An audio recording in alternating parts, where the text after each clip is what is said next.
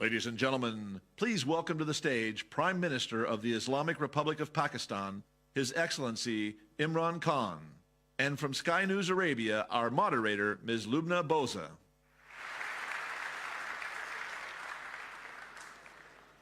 Good morning.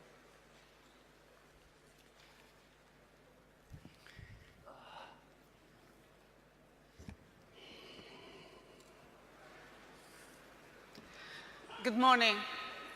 Good morning, Your Highnesses, Your Excellencies, ladies and gentlemen. It gives me a great pleasure to be part of the FII this year.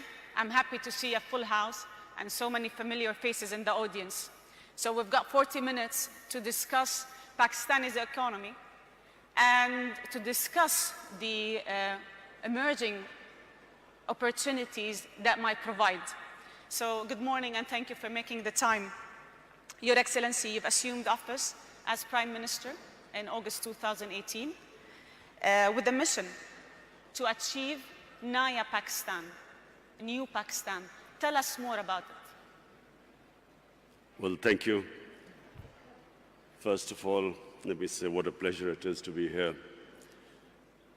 Opportunity to talk about Pakistan, investment opportunities.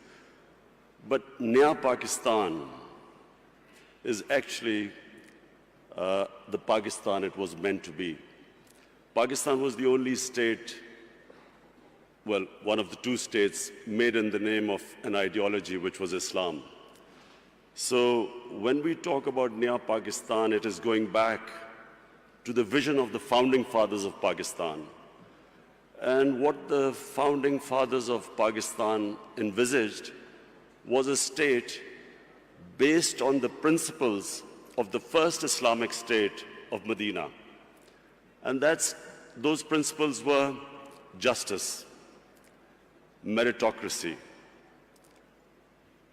a welfare state where the state took responsibility for the weaker section of the society, and above all, state to educate its people. So these were the principles which, very lofty principles, why Pakistan came into being. So when we talk about Naya Pakistan, it means going back to the principles of what the founding fathers stood for. And hence, the struggle to educate our people, develop our human resources, strengthen our institutions, especially of justice. Sadly for us, some of those principles are more visible in, say, the Scandinavian republics, say in Switzerland, say in New Zealand, than in Pakistan, what was supposed to be an example for what an ideal Muslim state was supposed to be. You've mentioned so many important points that I'm going to go back to one by one. So working on human capital, fighting corruption, empowering the economy. Walk us through the economic agenda of your government now. Well, you know, we have been in power for 60 days. We have inherited two big deficits: fiscal deficit, current account deficit. And so the immediate concern for our government is to increase our exports. We need to increase our exports because we have shortage of foreign reserves because of our current account deficit. We need to get more remittances through the banking channels because there are about 8 to 9 million Pakistanis who work abroad, who are living abroad. So we need to bolster our foreign exchange reserves, immediate improvement in exports, giving incentives to the exporters, getting Pakistanis to send remittances through the banking channels, because then we would have enough dollars. At the same time, clamping down on money laundering. It's a problem in most of the developing world where the money leaves the country through illegal channels. And then create the opportunities for investment. So these are the immediate measures we have been taking in these 2 months. And obviously, to get through this difficult period, we're looking for loans. And that's actually my next question, because with such an ambitious agenda, you require resources. How does your government plan to overcome the existing financing gap? Are we talking about loans, IMF program? What are the options you have on the table? Well, whatever reforms we do today, the impact will be in maybe 3 months, 6 months, a year's time. So right now we need to have loans to go through this difficult period of repaying or servicing our debts for our imports. So we are talking to both IMF, and also we are talking to friendly governments that we could go through this difficult period to get loans. So you might be applying for another IMF program? Yes, we're talking to the IMF. What we are hoping is that we can do a bit of both, get some loans from friendly governments, at the same time get a loan from the IMF, and so to go through this period which we feel we have a tough period for the next 3 to 6 months. I'm going to go back to the point you mentioned in your first answer. So during your victory speech, your main point was fighting corruption in Pakistan and powering the economy. How is your government aiming to ensure transparency so you can revive the investors' confidence in Pakistan and investing in Pakistan? Firstly, Lubna, you must understand that corruption is what makes a country poor. Corruption is the main difference between the developed world and the developing world. Countries are not poor because they lack resources. For instance, Congo has so many resources. It's one of the most resource-rich area in the world, as opposed to Switzerland, which comparatively hardly has any resources. The difference is that what corruption does is, it does two things. One, it destroys state institutions. When the ruling elite is corrupt, it can only make money by destroying all those institutions that are check and balance in the way of corruption. And secondly, corruption diverts money from human development to mega projects which give mega kickbacks, which leave a country indebted. So Switzerland is one of the most prosperous countries in the world because it has very good governance. It has strong state institutions, and it uses the money to develop its human resources. So in Pakistan, the challenge is, how do we strengthen our institutions enough to make it impossible for people to be corrupt, or corruption at a level which is manageable? And secondly, divert the resources to develop our human resources. This is the challenge of Pakistan. So what we've been trying to do since we've been 60 days in power is to strengthen the state institutions, develop meritocracy. The reasons why state institutions get destroyed is because cronies have been put in key positions, who then, once there is no meritocracy in a state institution, and there's no rule of law, the state institutions do not prevent anyone from stealing money from the country. So this has been the main agenda of our party. And then secondly, to prioritize institutions that will help the exporters. So hence, we have made all the laws at the moment to help our exporters. Unemployment also is a main concern for you. You've been very concerned about youth unemployment, training youth to be able to find jobs and creating jobs. Tell us more about the agenda in that particular field.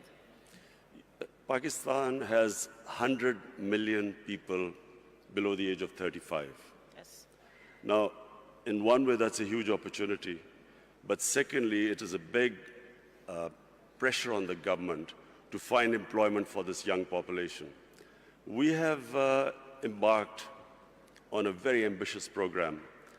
Pakistan has 10 million shortage of houses. So we have embarked on this program that in the first 5 years, we will build 5 million houses. And so hence creating all the conditions, removing all the red tape that comes into the housing sector. Also, of course, trying to attract foreign investment for this housing. At the same time, apart from the housing, what we are trying to do is create the enabling environment for investment. One of Pakistan's strengths are the overseas Pakistanis.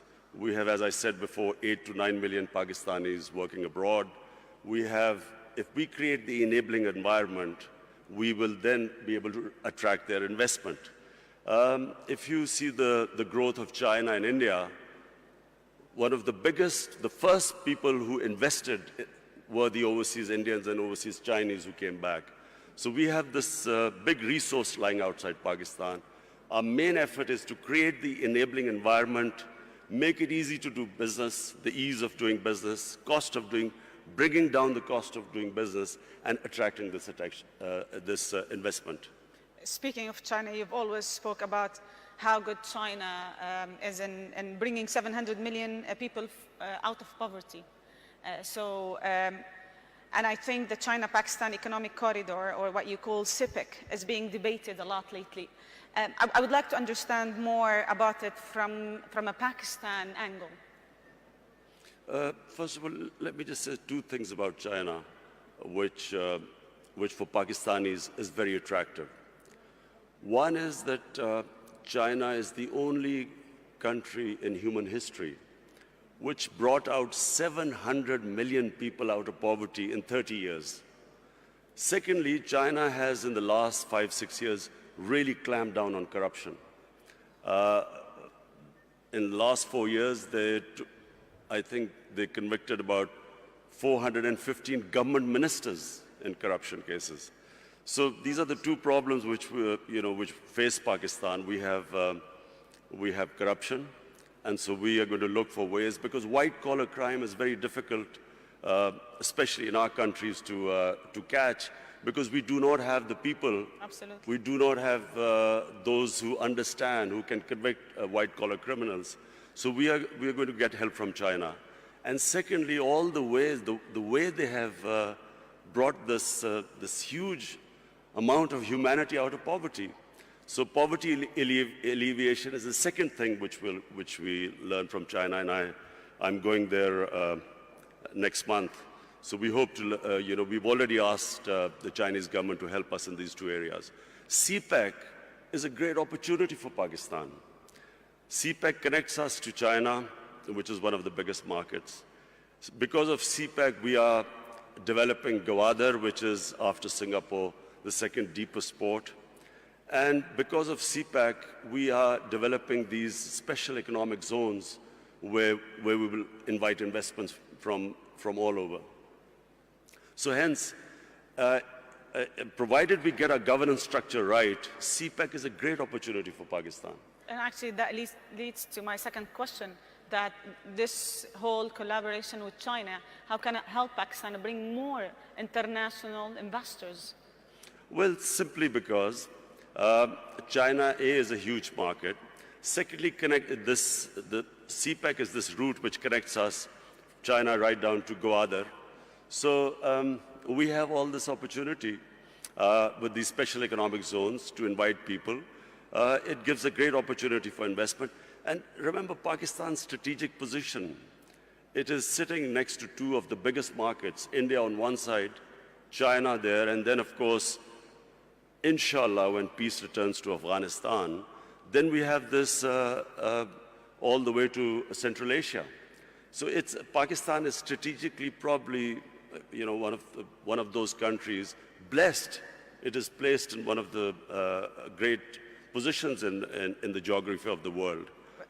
And actually, I would like to comment on this point, but because rightly so, like Pakistan is very well placed to connect Central Asia, Middle East, China, and the Eastern markets. Do you have a plan to leverage on that natural advantage? The plan is to create the enabling environment in Pakistan so that we can attract investors. Not just foreign investors, not just overseas Pakistani investors, even our own investors who, unfortunately, because of our poor governance system, were were not really investing in Pakistan. We didn't even give them enough incentives, and I'm talking about Pakistani investors. So we are restructuring our duty structure. We are our tax incentives. We are restructuring everything so to incentivize people to invest. What are the sectors that you think investors would be more interested in Pakistan? Minerals. There are vast amount of mineral wealth lying in Pakistan. Coal, we have one of the biggest coal reserves in the world. We have copper reserves, one of the biggest copper reserves. Zinc. We have a lot of areas of gas which have not been explored at all. But then we have tourism. You see, Pakistan is one of the most diverse countries in the world. Pakistan starts with alpine in the north. We have alpine climate. And then from the highest, which is the second highest mountain in the world, which is K2, we go on to the sea. We have 12 climatic zones on the way. So we have, tourism has exploded in Pakistan. Our infrastructure cannot cope with the tourists. So that's one of the biggest opportunities to invest in our country. And then we have three types of tourism. We have religious tourism. North of Pakistan was the center of the Buddhist civilization. We have the oldest civilization in the world, which is the Indus Valley civilization in Mohenjo-daro. Peshawar is one of the oldest living cities in the world, 2,500 years old. Lahore, also one of the ancient cities. So Pakistan is a diverse country. It's unfortunately because of the war on terror, last 13, 14 years, we had this turmoil where tourism disappeared. But in the last 2 years, we have all records of tourism have been broken in our country. So that's a great area to invest. So you've mentioned 2 points, tourism and energy. You've spoken enough about tourism and what should happen and how the investment should be. But on housing is also, of course, 5 million houses we are building. That's another area we're expecting investment from abroad. Let me talk about energy, because I think finding a sustainable fuel and gas supply by investing in Pakistan's own production is vital for your economy. What's your plan to reducing energy dependency and really inviting international investors and local investors to invest in that particular field? You see, we have hardly had any investment in our mineral resources. And one of the reasons, as I said again, in the last 15 years, was this war on terror, where we became the center of terrorism, suicide attacks, and so investors would not come to Pakistan. Then we had last 10 years very poor governance, corruption. We did not give enough incentives for investors to come to our country. Now, thanks to our security forces, our intelligence agencies, Pakistan has controlled terrorism. It's within Pakistan now, we have really clamped down on terrorism. It's very secure. We still have problems, terrorism coming from Afghanistan, but that's why we are hoping that these peace talks, hopefully peace talks between Taliban and the Americans, we hope that once Afghanistan settles, then not only will there be no terrorism within Pakistan, but then we have this access all the way to Central Asia. So we did not have investment coming into our gas, into our other minerals, because we had turmoil in our country. Now with peace and stability, we have people coming in. We have some of the big giants in the energy sector now showing interest. In fact, in December, I think Exxon is coming in Pakistan. They're coming back to Pakistan. And also we want to give incentives for the people in the investors in the energy sector to come and invest in our country.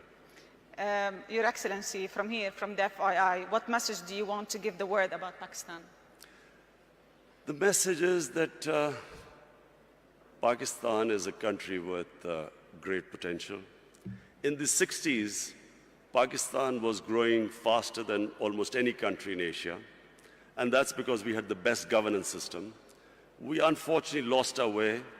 In the 80s, we ended up in what was the Afghan Jihad. We then had remnants of the Afghan Jihad throughout the 90s. 9/11, post 9/11, we suffered from terrorism. And then our governance system also, unfortunately, did not enable us to attract investment. Now, Pakistan, in my opinion, is ready. I repeat, the biggest resource in Pakistan are the 100 million Pakistanis below the age of 35. It's a huge potential in the country. We have a diverse, mineral-rich country, one of the most fertile lands in the Indus Valley Basin. So today, the country stands where it is probably right now is the best time for investors to come to our country. Thank you very much. I'm going to open the floor now for some questions. We've got around 10 minutes. So if you have any questions, please just mention your name and your institution. We've got some mics.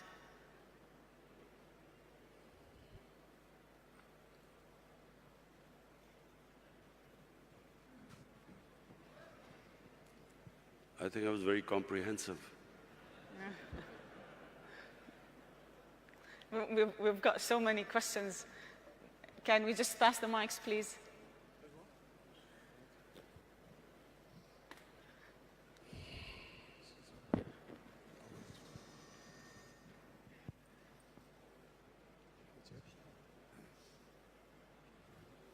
Bismillah ar-Rahman ar-Rahim. Your Excellency, welcome to Saudi Arabia. Okay, welcome. Saudi Arabia businessmen are really very much looking at investment opportunities in Pakistan. We have a lack of information. I think we need to strengthen the economic section of the Pakistani embassy in Saudi Arabia so that the Saudi businessmen have full information. We believe, from our experience, with the expertise of Pakistanis working in Saudi Arabia, who really shared with us our experience of development, they really show a potential to build a great country in Pakistan, like helping us to build a great country in Saudi Arabia. So we are looking forward to get more information about Pakistan because many Saudi businessmen are interested for investment in Pakistan. Thank you. Thank you. I have spoken to His Highness Prince Salman, and he is already organizing businessmen from Saudi Arabia to come to Pakistan to invest. So we look forward.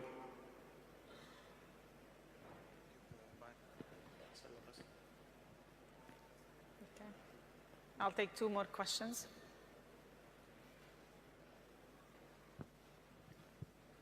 Okay. Hi, Imran. I'm Vikram from Tech Mahindra. Very inspirational talk. You did mention about 100 million people below the age of 30. And you mentioned about minerals and oil and gas. Don't you think information technology also could be an avenue for Pakistan? Yes, Vikram. Information technology could be one area where we could not only improve our exports, but also provide employment to our young people. Unfortunately, we did not concentrate like India did in information technology. We've got left a bit behind, but now we are concentrating, organizing our IT sector so we can develop it. Yes.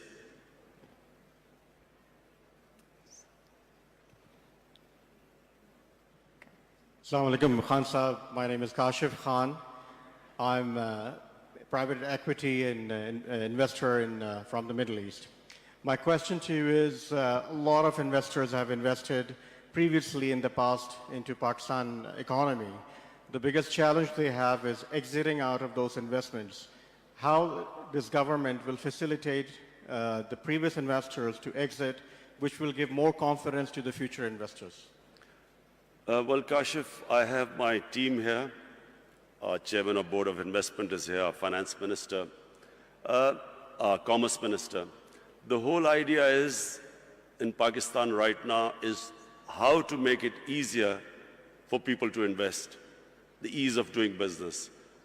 We are already working on it, trying to remove all impediments. In fact, we are now about to develop a one-window operation for investors, that anyone who wants to invest in Pakistan, he will just be able to contact one point where they can contact, and any problems they are having, we will remove. So we are now determined that the only way the country can go forward and we can provide employment to this young population is by helping the investors. And you will find things improving by the day. So we will have one more question before we wrap up. Heather Henyan from Mindshift Capital. Hello. Assalamu alaikum, Your Excellency. Welcome to Riyadh. Pakistan is one of the largest importers of oil, and Saudi being one of the largest exporters. So can you maybe shed light on the possibilities of potential cooperation in oil refineries or downstream opportunities in manufacturing in Pakistan? Well, we are already talking to Saudi investors for an oil refinery to be built in Pakistan. In fact, we need 2 oil refineries in Pakistan bearing the amount of demand. So yes, the answer is yes, we are talking to Saudi Arabia. We have already met Saudi investors who just came over to Pakistan. And there is cooperation, and there's going to be increasing cooperation between Saudi Arabia and Pakistan. So we have one more question. Okay. Oh, sorry, over here. Heather Henyan from Mindshift Capital. Just to ask about the gender strategy for Pakistan. We know that women have played a very strong role in microfinance, in the business of Pakistan, and in the formal economy of Pakistan. Can you talk more about the role that you see for women going forward as entrepreneurs and their role in the business sector? Thank you. The most important thing at the moment for our government is to ensure that we raise a female literacy in our country. Unfortunately, in literacy we have got left behind in the subcontinent, but specifically female literacy. So you can only empower women really if you educate them. So in the 5 years when we were in power in Khyber Pakhtunkhwa, the province our government was in power, we decided that every 100 new colleges to be built in Khyber Pakhtunkhwa, 70 would be for women. Similarly, in primary, all primary education schools which we were going to open, out of 100, 70 would be for women. So that's number one. Secondly, we have this housing project which we've started. We are, at the bottom tier, we are doing microfinance for the poorest of the poor. This is affordable housing. And for the poorest of the poor, we are introducing microfinance. And there also we are involving women, because we find that they are always in microfinance, they always pay back the loans much better than the ratio which men pay back. But apart from that, we're trying to do something which sadly hasn't happened in Pakistan. Women do not get their inheritance rights, which is mentioned in the Sharia. In Pakistan, in rural areas, women don't get their rights. So also financially empower them by ensuring that they get their inheritance rights. So we've got another question, please. Mr. President, this has been Hindi from Dubai, UAE. You have a great neighbor next to you, which is India, and they have great potentials to be a great partners with you.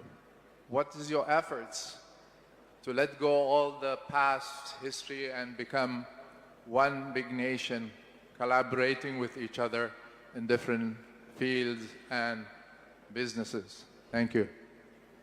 Well, I'll answer my final question. Look, one thing Pakistan needs more than any other country right now is peace and stability. The last decade or more, specifically after 9/11, has been of the greatest turmoil to our country. A war which Pakistan had nothing to do with. Pakistan ended up losing almost 80,000 Pakistanis dead. Our tribal areas devastated by the war. Half of the population in the tribal areas internally displaced. Over $100 billion lost to the economy. And one of the reasons why we are at this stage where I'm talking about the two biggest deficits, fiscal and current account deficit, is because of this instability and the war, where investment just dried up in Pakistan. So what we need is stability. Now, stability means peace with all its neighbors. We have peace with India, we have peace with Iran, peace with China and Iran. Our problems are right now with Afghanistan and with India. Now, when I won the elections and came to power, the first thing I tried to do was to extend a hand of peace to India. Unfortunately, and I think it's because of the Indian election coming up, and because, sadly, anti-Pakistan rhetoric brings in votes, I'm afraid we got no response from India. In fact, got rebuffed by India. Now, what we are hoping is that we'll wait till the elections, then again we will resume our peace talks with India. Peace with India is important not just for Pakistan, but for India as well. All the money that should be diverted to our human resources ends up being diverted to non-productive arms race. And secondly, peace with Afghanistan, peace in Afghanistan. It's critical for Pakistan because at the moment, the low amount of terrorism coming into Pakistan is from Afghanistan. And so it's, for us, for Pakistan, it's extremely important that we have peace with both the neighbors. And I can tell you, my government will be trying its best. We are all in Pakistan, there is a consensus amongst all stakeholders that what this country right now needs peace and stability. And only peace and stability will allow us to bring in investment to most of all, to alleviate poverty, give employment to our young population. So we will wrap it here. Thank you very much for joining us, and thank you for sharing with us all this. The Prime Minister of Pakistan, thank you.